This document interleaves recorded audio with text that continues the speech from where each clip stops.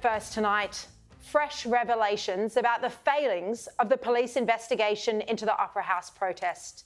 Tonight on my show, one witness, who is an Anglican church reverend, will reveal that he told police that he heard "kill the Jews," and a protester threatened to slit his throat, but police took no action, telling him there was no evidence of a crime and they wouldn't take it further.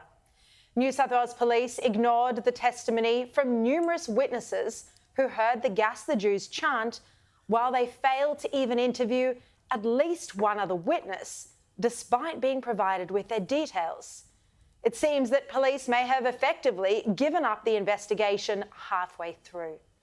I can also reveal that police failed to start tracking down the "Gas the Jews" footage from the group that first made it public until just before Christmas, some 2.5 months after the protest.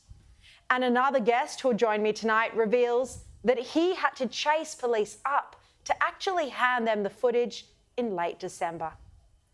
Now, ignoring the clear evidence from multiple different witnesses who heard the "Gas the Jews" chant, New South Wales Police relied on the sole opinion of a Canberra-based university professor, Michael Wagner, who wasn't there on the night in question. It was just his opinion. Police admitted to me that police obtained statements from several individuals who attended the protest indicating they heard the phrase "Gas the Jews." However, these statements have not attributed the phrase to any specific individual. So police there seemingly blaming the victims who couldn't identify the Palestinian protesters. Now, one witness who doesn't want to be named publicly had a stat deck done and it was sent to police. They called him on February the 2nd, but then never followed up. And yet police called this a task force. Their incompetence is breathtaking. This was a cover-up exercise designed to justify the police and the police minister's gross failings and misjudgment on the night in question. The Opera House protests were shameful for Australia and certainly for the New South Wales Police Minister and the force under her command. The Police Minister, Yasmin Catley, told Jews to stay home instead of ensuring that the city was safe for all Australian citizens.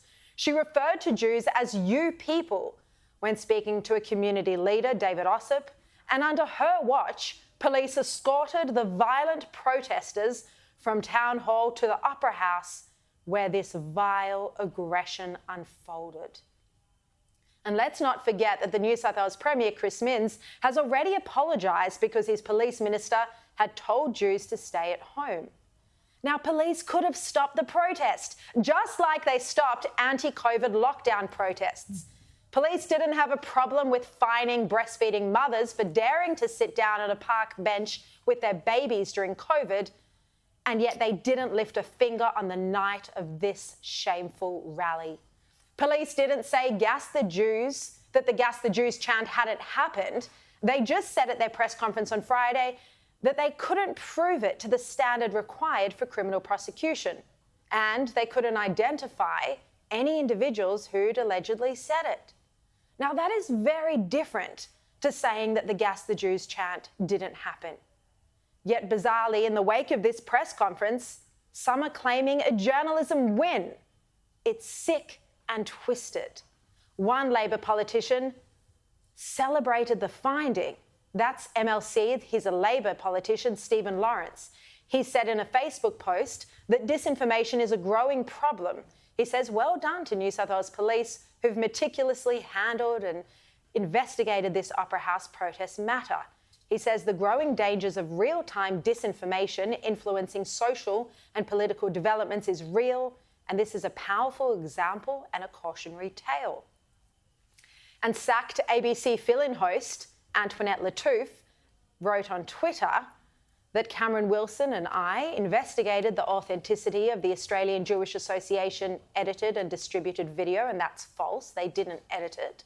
She says, "Then I was savagely targeted for doing accurate journalism. I look forward to receiving apologies from the Australian Sky News, the Australian Jewish Association, the Executive Council for Australian Jewry, and at least a couple of WhatsApp groups, demanding an apology from Jewish groups who were the victims of extreme racism at this protest.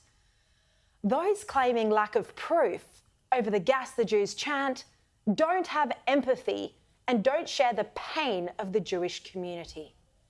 Equally offensive chants of F the Jews and Where's the Jews and Kill the Jews were also said. Let's be clear, this isn't a journalism win that police couldn't prove the Gas the Jews chant to the standard of criminal prosecution. The police acknowledged that eyewitnesses heard the Gas the Jews chant. They just didn't have enough evidence to prosecute or charge anyone or identify anyone from that protest.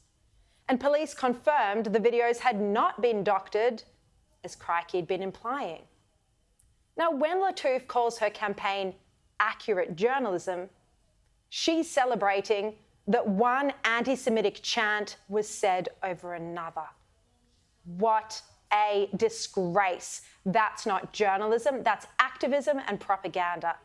This protest came just 48 hours after the worst loss of life for Jews since the Holocaust, and it took place while fighting was still going on against Hamas in some kibbutzes. It's unfathomable that pro-Palestinian activists, as Tim Blair put it today, were running delirious victory laps all weekend on social media.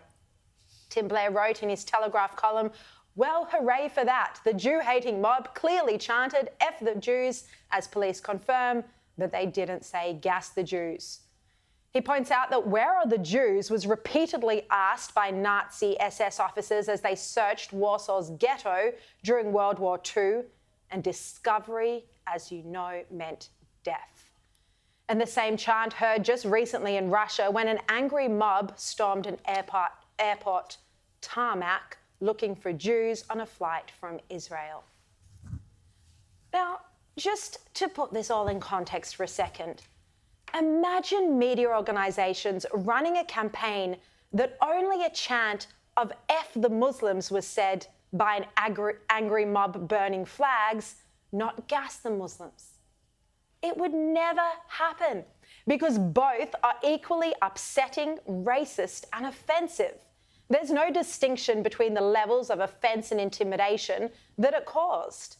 The media organisations who ran this campaign, namely the online website Crikey, should be condemned in the strongest terms for racism. It's shocking that there are claims that Jews who heard with their own ears the chant Gas the Jews should be investigated.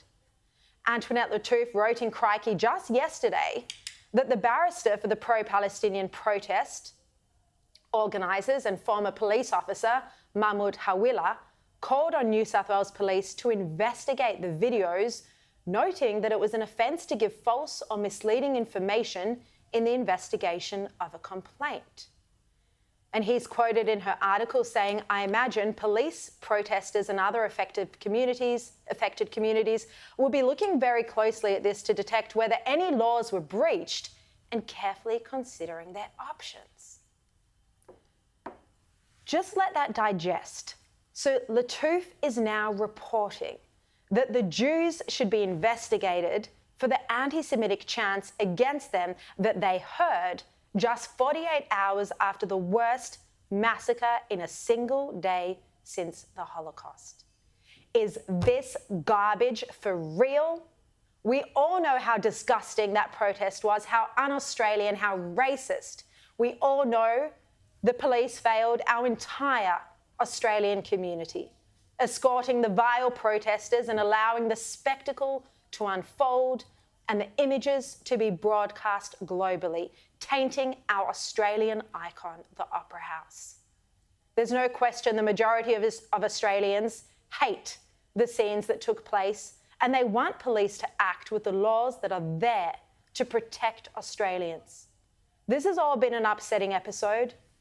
It's gaslighting the Jewish community. In other words, this has been an orchestrated attempt by media and pro-Palestinian activists to invalidate the experience of Jews and Israel supporters who were the victims of severe racism on our streets.